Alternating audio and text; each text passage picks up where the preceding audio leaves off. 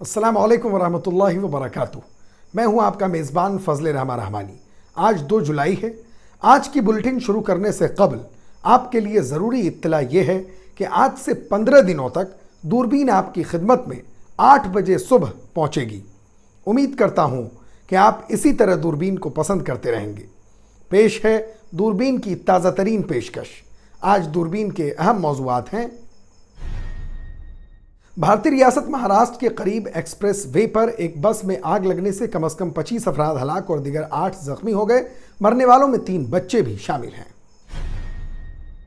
Gujarat high court ने समाजी कारकुन तीस्ता सीतलवाड़ की जमानत की अर्जी को खारिज कर दिया है। साथ ही उन्हें 2002 के गोधरा फसादात के बाद भड़कने वाले पुरतशद्दुद वाक़यात में बेगुनाह लोगों को फंसाने के लिए सबूत गढ़ने से जुड़े एक मामले में फौरी तौर पर खुद सुपुर्दगी का हुक्म दिया है।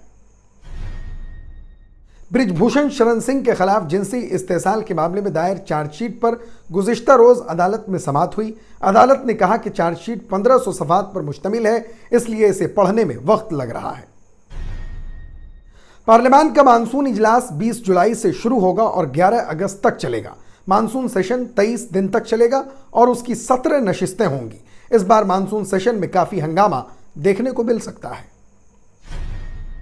सिविल सर्विसेज भर्ती के अमल को मुकम्मल करने में यूपीएससी को तकरीबन 14-15 महीने लगते हैं। भर्ती का यह अमल 3 मराहिल में ख़त्म होता है। ये इम्तिहान प्रीलिम, मेंस और पर्सनालिटी टेस्ट पर मुश्तमिल होता है। अगर आप भी यूपीएससी या सीएसई इम्तिहान में शिरकत करने जा रहे हैं तो इस खबर की तफसील आज दूरबीन में आपको ज़रूर देखना चाहिए। और आज दूरबीन में देखिएगा एक ऐसा फल जिसे आज इंतहाई महंगा हो जाने के बावजूद लोग उसके बगैर सब्जी खाने का तसव्वुर भी नहीं करते। इसे कभी जहर समझा जाता था। भारत और पाकिस्तान ने कौंसलर रसाई के मुआहदे के तहत अपनी अपनी जेलों में पड़ोसी मुल्क के कैदियों की फ़हरिस्तों का तबादला किया है। दोनों मुल्कों ने अपने शहरियों के तहफ़्फ़ुज़ और सज़ा मुकम्मल करने पर जल्द वापसी के मुतालबे किए हैं।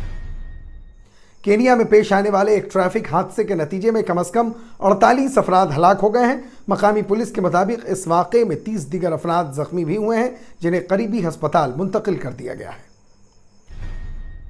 जर्मनी के 55 लाख मुसलमानों के खिलाफ नफरत, नस्ल परस्ती और इम्तियाजी सलूक कितना ज़्यादा है। जर्मन वजारत दाखिला ने तहकीकात के लिए खुसूसी पैनल तश्कील दिया था, जिसने 3 साल बाद अपनी हतमी रिपोर्ट पेश की है। दूरबीन की तफसीलात में देखिए रिपोर्ट का खुलासा। 2 बार की आलमी चैंपियन वेस्टइंडीज वर्ल्ड कप की दौड़ से बाहर हो गई है। स्कॉटलैंड ने 183 के हदफ का ताक़ुब करते हुए 43.3 ओवर में हासिल करके कैरेबियन टीम के वर्ल्ड कप के ख्वाब चकनाचूर कर दिया। आप हमें यूट्यूब पर देखने के अलावा हमारे तमाम सोशल मीडिया पेजेस पर भी फॉलो कर सकते हैं। आप फिक्र नज़र उर्दू का प्रोग्राम दूरबीन देख रहे हैं। भारतीय रियासत महाराष्ट्र के करीब एक्सप्रेस वे पर एक बस में आग लगने से कम 25 अफराद हलाक और दीगर 8 जख्मी हो गए। मरने वालों में 3 बच्चे भी शामिल हैं। सीनियर पुलिस अफसर बाबूराव महामोनी ने एएफपी को बताया कि बस भारतीय शहर पुणे जा रही थी। यह हादसा निस्फ शब के करीब उस वक्त पेश आया जब यह बस एक खंबे से टकरा गई।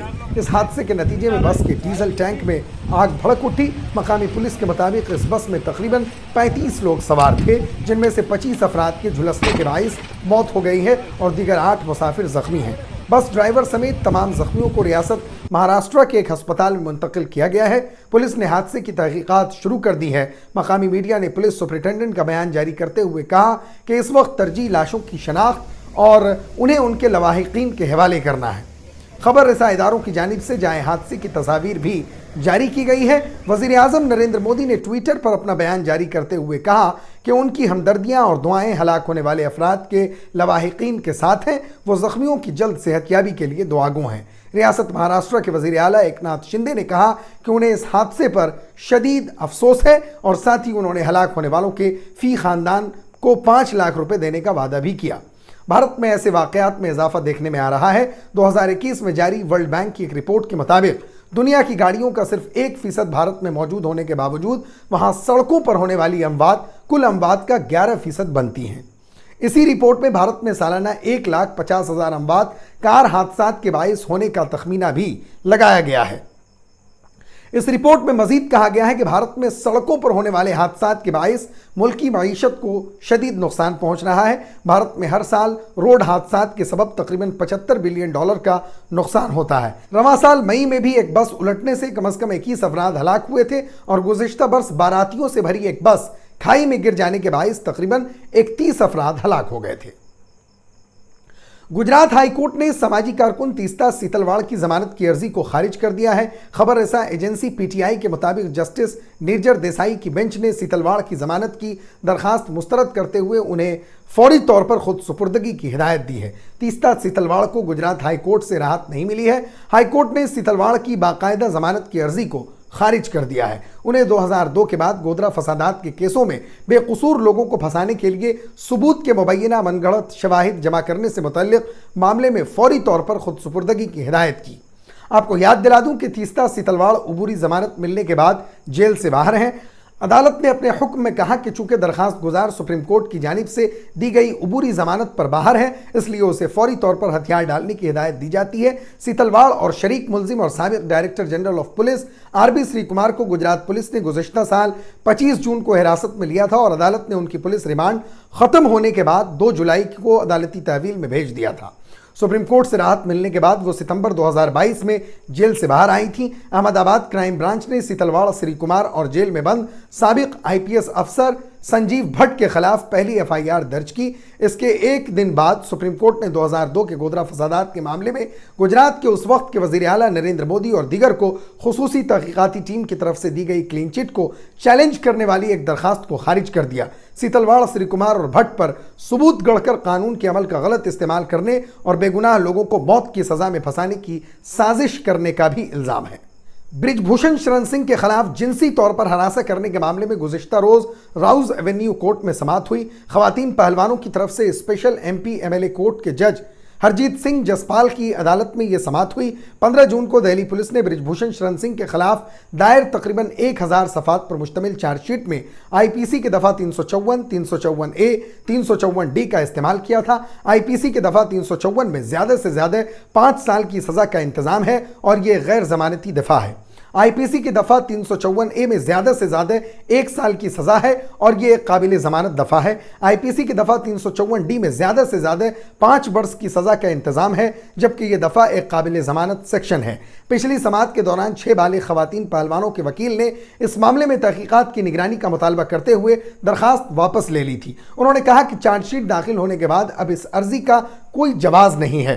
दिल्ली पुलिस ने कहा कि इस मामले में कुछ लोगों को बैरून मुल्क नोटिस भेजा गया है, जिसका जवाब आना अभी बाकी है। अब इस मामले में एफएसएल की रिपोर्ट आना बाकी है। कुछ रिपोर्ट्स अभी बाकी हैं। दिल्ली पुलिस ने कहा कि इस मामले में ज़िमनी चार्जशीट मुस्तकबिल में दाखिल की जा सकती है। अदालत ने दिल्ली पुलिस से कहा कि वो इस केस से मुतल्लिक एफएसएल रिपोर्ट जल्द दाखिल करेगी। अदालत ने दिल्ली पुलिस से सीडीआर रिपोर्ट भी तलब की है। अदालत अब इस मामले की समाअत 7 जुलाई को करेगी। राउज एवेन्यू कोर्ट ने कहा कि चार्जशीट 1500 सफ़ात की है, इसलिए इसे पढ़ने में वक्त लग रहा है। पार्लियामेंट का मानसून सेशन 20 जुलाई से शुरू होगा और 11 अगस्त तक जारी रहेगा। पार्लिमानी उमूर के वजीर प्रहलाद जोशी ने ट्वीट करके ये इत्तला दी। उन्होंने कहा कि पार्लियामान का मानसून इजलास 20 जुलाई से शुरू होगा और 11 अगस्त तक जारी रहेगा। उन्होंने तमाम जमातों से मानसून इजलास के दौरान कानून साजी के काम और दीगर मौज़ूआत पर बामानी बहस में हिस्सा लेने की अपील की। उन्होंने एक और ट्वीट में कहा कि मानसून सेशन 23 दिन तक चलेगा और इसकी 17 नशिस्तें होंगी। साथ ही पार्लियामेंट के ज़राए का हवाला देते हुए पहले बताया गया था कि पार्लियामान पुरानी इमारत से काम शुरू कर सकती है और बाद में नई इमारत में चली जाएगी। पार्लियामान की नई इमारत का इफ्तिताह वज़ीर आज़म नरेंद्र मोदी ने 28 मई को किया था। इस बार मानसून सेशन हंगामा खेज होने का इम्कान है, क्योंकि अपोजिशन पार्टियां अगले साल होने वाले लोकसभा इंतखाबात के पेश नज़र वज़ीर आज़म नरेंद्र मोदी की क़यादत में बीजेपी के खिलाफ मुत्तहिदा महाज बनाने के लिए मुत्तहिद हो रही हैं। इसके अलावा पार्लियामान की मीटिंग ऐसे वक्त में हो रही है जब वज़ीर आज़म नरेंद्र मोदी ने यूनिफॉर्म सिविल कोड की पुरजोर वकालत की है और इस मामले पर मुशावरत बढ़ाने के लिए कदम उठाए हैं। मानसून सेशन के दौरान हुकूमत कौमी दारुल हुकूमत इलाका दिल्ली की हुकूमत यानी तरमीमी ऑर्डिनेंस को बदलने के लिए एक बिल ला सकती है। ऑर्डिनेंस के जरिए मरकजी हुकूमत ने सुप्रीम कोर्ट के फैसले को मनसूख कर दिया है, जिसने दिल्ली हुकूमत को खिदमात के मामले पर ज़्यादा से ज़्यादा कानून साजी और इंतज़ामी कंट्रोल दिया था। यूनियन पब्लिक सर्विस कमीशन को सिविल सर्विसेज की भर्ती के अमल को मुकम्मल करने में तकरीबन 14-15 महीने लगते हैं। यूपीएससी के इम्तिहान को 3 मराहिल प्रीलिम, मेन और पर्सनालिटी टेस्ट में तकसीम किया गया है। इन तीनों मराहिल में से किसी एक में भी नाकाम हो जाता है तो उस उम्मीदवार को अगले साल पहले मरहले के इम्तिहान में दोबारा हाजिर होना होगा। एक पार्लियामानी कमेटी ने हाल ही में भर्ती की तवील मुद्दत पर तनकीद की है और यूनियन पब्लिक सर्विस कमीशन को मशवरा दिया है कि वो यूपीएससी सीएसई भर्ती के अमल में लगने वाले वक्त को कम करे। मीडिया रिपोर्ट्स के मुताबिक कमेटी की राय है कि किसी भी भर्ती टेस्ट का दौरानिया आमतौर पर 6 माह से ज़्यादा नहीं होना चाहिए, क्योंकि तवील भर्ती के अमल से उम्मीदवारों की ज़िंदगी के इब्तदाई साल ज़ाय होते हैं और उनके जिस्म पर मनफी असरात मुरत्तब होते हैं। नीज़ कमेटी सिफारिश करती है कि यूपीएससी को मेयार पर समझौता किए बगैर भर्ती के अमल की मुद्दत को नुमाया तौर पर कम करने के लिए इक़दाम करने चाहिए। खानों को लज्जत, जायका और रंग देने वाला टमाटर, जिसे कभी जहरीला फल भी समझा जाता था, टमाटर भारतीय और पाकिस्तानी खानों का एक अहम हिस्सा है और इसे मुख्तलिफ किस्म की सब्जियों, चटनियों, सलाद से लेकर कई पकवानों में इस्तेमाल किया जाता है। लेकिन इस वक्त आम लोगों के खाने को लज्जत व जायका देने वाले इस टमाटर को अपनी प्लेट में लाना मुश्किल हो गया है। भारत की मार्केट में इन दिनों टमाटर की कीमतें आसमान छू रही हैं। रवा माह के वस्त तक जो टमाटर तकरीबन 20 रुपए किलो बिकता था, अब 80 रुपए और बाज़ जगहों पर 100 रुपए किलो से भी ज़्यादा महंगा हो रहा है। गुज़िश्ता चंद दिनों से होने वाली बारिशों के बाद शदीद गर्मी ने टमाटर की फसल और इसकी सप्लाई को बुरी तरह मुतासिर किया है, जिसके बायस मार्केट में इसकी आमद कम हो गई है और कीमतों में इजाफा हो गया है। एक वक्त ऐसा भी था जब लोग टमाटर को जहरीला समझते थे और उसे सिर्फ आराइशी शय के तौर पर इस्तेमाल करते थे। आज की दूरबीन में हम टमाटर की तारीख और भारत में इसकी आमद के बारे में कुछ दिलचस्प हकायक जानेंगे। टमाटर का साइंसी नाम सोलनम लाइकोप्रिस्कम है। ये सोलनास्की खानदान यानी पौधों की किस्म के फल हैं। अंग्रेजी लफ्ज़ टोमेटो हस्पानवी लफ्ज़ टोमेट से माखूज है। इस हस्पानवी लफ्ज़ की जड़ें एस्टेक जुबान में पाई जाती हैं। एस्टी में उन्हें जोटोमेटल कहा जाता है। IVOSR जनरल में शाये होने वाले माहिर नबातात रवि मेहता की तहकीकी मकाले टमाटर की तारीख गरीब आदमी का सेब में कहा गया है कि जोटोमेटल की इस्तिलाह का जिक्र पहली बार 1595 के दौरान किताबों में हुआ। रवि बताते हैं कि इब्तदाई तौर पर यूरोप में उगाए जाने वाले टमाटर पीले रंग के होते थे और उन्हें पीला सेब कहा जाता था। एक और अहम बात यह है कि इससे कबल बरतानिया में टमाटर को जहरीला फल समझा जाता था। इसकी वजह यह थी कि उसके पौधों के पत्ते कुछ मौलिक पौधों से मिलते जुलते थे। भारत और पाकिस्तान ने कौंसलर रसाई के मुआहदे के तहत अपनी अपनी जेलों में पड़ोसी मुल्क के कैदियों की फहरिस्तों का तबादला किया है। दोनों मुल्कों ने अपने शहरियों के तहफ़्फ़ुज़ और सज़ा मुकम्मल करने पर जल्द वापसी के मुतालबे किए हैं। पाकिस्तानी दफ्तर खारजा ने सनीचर को बताया कि पाकिस्तान ने मुल्क की मुख्तलिफ जेलों में कैद 308 भारतीय शहरियों की एक फहरिस्त इस्लामाबाद में भारतीय हाई कमीशन के हवाले की है, जिनमें 42 सिविलियन और 266 माहीगीर शामिल हैं। बयान में कहा गया है कि पाकिस्तान ने भारतीय हुकूमत पर जोर दिया है कि वो उन तमाम पाकिस्तानी शहरी कैदियों और माहीगीरों को रिहा करे और वतन वापस भेजे जो अपनी मुतल्लिका सज़ा पूरी कर चुके हैं और उनकी शहरियत की तस्दीक हो चुकी है। उधर भारतीय हुकूमत ने भी अपने जेलों में कैद 417 पाकिस्तानियों की फहरिस्त नई दिल्ली में पाकिस्तानी हाई कमीशन के हवाले की है, जिनमें 343 शहरी और 74 माहीगीर शामिल हैं। भारत की वजारत खारजा ने अपने बयान में पाकिस्तानी हुक्काम से मुतालबा किया है कि वो उन कैदियों के तहफ़्फ़ुज़ को यकीनी बनाएं जिनके बारे में ये ख्याल है कि वो भारतीय शहरी हैं। यह तबादला कौंसलर रसाई के मुआहदे के तहत होता है, जिस पर 21 मई 2008 को दस्तखत हुए थे।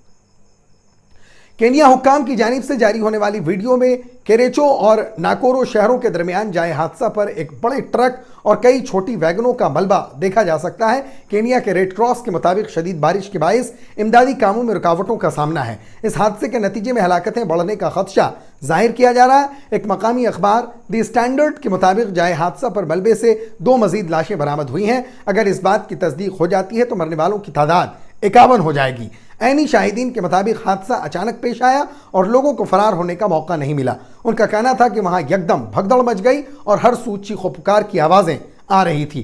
केनिया के लौंडियानी में यह हादसा एक ट्रक के बेकाबू होने के नतीजे में रुनमा हुआ।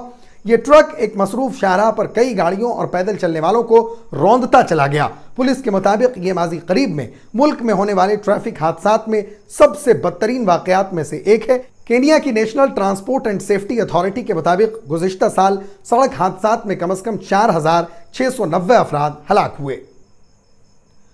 जर्मन मुआशरे के एक बड़े हिस्से में मुसलमान मुखालिफ रवैया पाया जाता है। इसके मज़ाहिर रोज़मर्रा की ज़िंदगी में दिखाई देते हैं। जर्मनी में हर 2 में से 1 शख्स मुसलमान मुखालिफ बयानात से इत्तेफाक करता है। ये नताइज जुमेरात 29 जून को मुस्लिम दुश्मनी के बारे में आज़ाद माहिरीन के पैनल यानी UEM ने अपनी हतमी report Islamophobia German balance sheet में शाये किए हैं। माहिरीन की यह कौंसिल सन 2020 के हनाओ में नस्ल प्रस्ताना हमले के बाद कायम की गई थी और इसे इस्लामोफोबिया पर तहकीक करने का काम सौंपा गया था। सन 2017 के बाद से पुलिस ने जराइम के आदाद-ओ-शुमार में इस्लामोफोबिया से मुतल्लिका जराइम को अलग से रिकॉर्ड करना शुरू कर रखा है। इसके बाद से तौहीन, इश्तियाल अंगेजी और धमकियों, अमलाक को नुकसान पहुंचाने और ख़तरनाक सतह तक जिस्मानी नुकसान पहुंचाने के सालाना 700 था 1000 मुकदमात दर्ज किए गए हैं। जर्मन इस्लाम कॉन्फ्रेंस, जिसने UEM के काम की माली इआनत की, अब माहिरीन के पैनल की हतमी रिपोर्ट पर गौर करेगी और मौसम ख़िज़ा में एक माहिरीन की कॉन्फ्रेंस बुलाने का मंसूबा बनाया गया है। 2 बार की आलमी चैंपियन वेस्टइंडीज हफ्ता को स्कॉटलैंड के हाथों तारीखी अपसेट में 7 विकेटों से शिकस्त खाने के बाद अक्टूबर-नवंबर में भारत में मुनक्किद होने वाले 2023 वनडे वर्ल्ड कप की दौड़ से बाहर हो गई। वर्ल्ड कप क्वालीफायर के सुपर 6 मरहले में विंडीज की टीम टॉस हारकर बैटिंग करते हुए 181 रन पर ऑल आउट हो गई। स्कॉटलैंड ने 183 के हदफ का ताक़ुब करते हुए 43.3 ओवर में हासिल करके कैरेबियन टीम के वर्ल्ड कप के ख्वाब चकनाचूर कर दिया। वनडे क्रिकेट के इब्तदाई दिनों में मुताबिकत बख्शने वाली वेस्टइंडीज इस शिकस्त की वजह से पहली बार वर्ल्ड कप से महरूम हो जाएगी। फिक्र नज़र की खास बुलेटिन दूरबीन की गुज़श्ता पेशकश में मोहम्मद दिलदार, सैनुल आबिदीन, राबिया बिसरी, मोतीउल्लाह शेख, मोहम्मद मुज़क्किर, नाजनीन परवीन और खुशदिल साहबान ने अपना कीमती तबसरा करके हमारी हौसला अफजाई की है। हम अपने तमाम नाजरीन का शुक्रिया अदा करते हैं। आप मुझसे और हमारे साथियों से ट्विटर पर भी राब्ता कर सकते हैं। हमारा ट्विटर हैंडल है @फिक्रोनज़र। शुक्रिया।